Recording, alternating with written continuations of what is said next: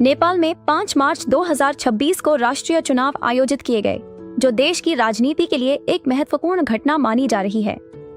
यह चुनाव ऐसे समय में हो रहे हैं जब देश में पिछले कुछ समय से राजनीतिक अस्थिरता और प्रशासनिक सुधारों की मांग बढ़ रही थी।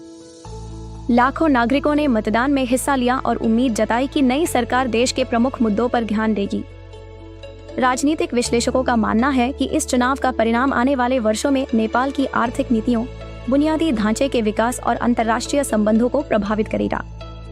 इस चुनाव में युवाओं की भागीदारी विशेष रूप से अधिक देखी गई है और कई नए मतदाताओं ने राजनीतिक सुधार और आर्थिक विकास को मुख्य मुद्दा बनाया है। पड़ोसी देशों और अंतर्राष्ट्रीय संगठनों की भी इस चुनाव पर नजर बनी हुई है, क्योंकि दक्षिण एशिया की राजनीति और व्यापार में नेपाल की महत्वपूर्ण भूमिका है।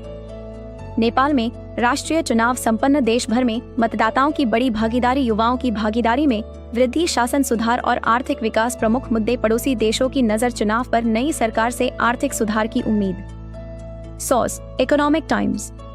बिटशॉट, सेकंडों में वह कहते हैं जो मायने रखता है। रोज का बिजनेस डोज बिटशॉट के साथ अभी सब्सक्राइब करें।